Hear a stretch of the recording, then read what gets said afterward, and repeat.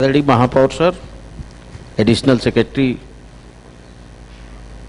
भारत सरकार,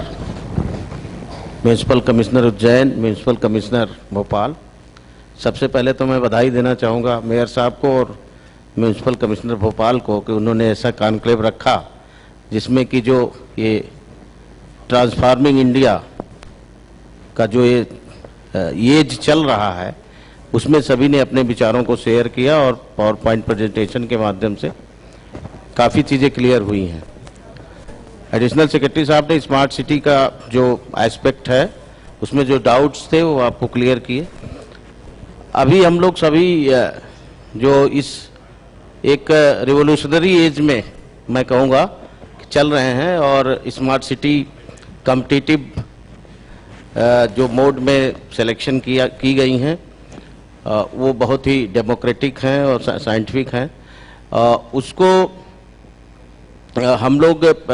उससे कितना इंस्पायर हुए हैं और आगे उसको किस मिशन मोड में इम्प्लीमेंट करते हैं वो सारा दायित्व हम लोगों के ऊपर है। अभी झांसी में हमने गार्बेज को लेकर के, गार्बेज सबसे बड़ा चैलेंज है वेलबीज के लिए, उसको लेकर के हमने प्लास्टिक वेस्ट मैनेजमेंट अलग और वेस्ट टू कंपोस्ट अलग,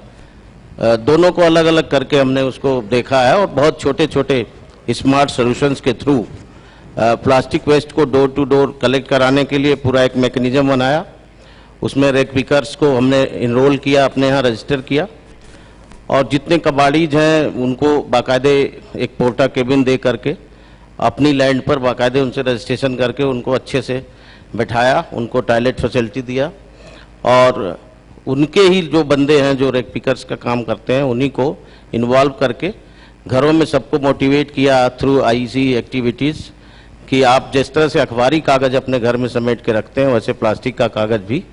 पूरे महीने भर कर रखें। जो भी किलो 2 किलो जो भी इकट्ठा होता है उसको हमारे इस टोल फ्री नंबर पर हमको सूचित करें, हमारा बंदा जा करके आपके घर से ही कलेक्ट कर लेगा और उसका जो भी एक कास्ट आएगी आपको, उसका कास्ट भी आपको पे कर देगा आपके घर पे ही और उसको हमारे प्रोसेस सेंटर पर ले जा करके हम उसको प्रोसेस करके जो बायोडिग्रेडेबल है, जो रिसाइक्लेबल है, उसको उस हिसाब से इन्वायरमेंट का जो कंसर्न है उसको ध्यान में रखते हुए उसका डिस्पोजल किया जाएगा। उसके साथ ही हमने वेस्ट टू कंपोस्ट का शुरू किया है।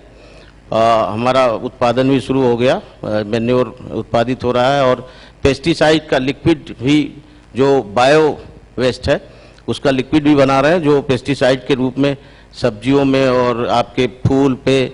और लॉन्स में और घास वगैरह में यूज करने में बहुत ही अच्छा उसका रिजल्ट है। और तो ये छोटी छोटी चीज़ें हैं जो गार्बेज को अगर पूरा एक साथ इकट्ठा करके और उसको डंपिंग साइट पे ले जा करके आप उसको अलग करना चाहेंगे तो शायद वो सस्टेनेबल नहीं है और इस पर काफ़ी एक्सपीरियंस हम लोग 10 साल से कर रहे हैं कि वो कोई भी मशीन है वो उसको जब कंपोस्टिंग या उसको निकाल करके आरडीएफ बनाती है तो जो कंपोस्ट की क्वालिटी होती है बहुत ख़राब होती है। तो इसलिए अगर एट सोर्स हम वहीं से हाउस होल्ड से ही किचन वेस्ट को अलग कलेक्ट कर लें, प्लास्टिक वेस्ट को अलग कलेक्ट कर लें तो हमारे पास बस CND मटेरियल बचता है जो सिल्ट के रूप में हम उसको देखते हैं, वो भी वेस्ट टू वेल्थ है। उसको भी हम ले जा करके किसी अपने खाली एरिया में इकट्ठा करें और वहाँ प्रोसेसिंग मशीन रख के उसको भी हम रिसाइकिल करके अच्छा उससे बना सकते हैं। जैसा कि दिल्ली में हमने देखा था वहाँ पे बन रहा है, तमाम इंटरलॉकिंग टाइल्स और अच्छी अच्छी चीज़ें बनाई जा रही हैं। तो स्मार्टनेस, जैसा सर ने कहा कि स्मार्टनेस में सबसे ज़्यादा ज़रूरी है कि खुद को स्मार्ट पहले बनाना और जो पीपल पार्टिसिपेशन की बात सारी योजनाओं में कही गई है वो बहुत इम्पॉर्टेंट है। मेरे ख्याल से वो अगर नहीं होगा तो आप जब फिजिकली कोई भी मॉड्यूल, कोई भी सोल्यूशन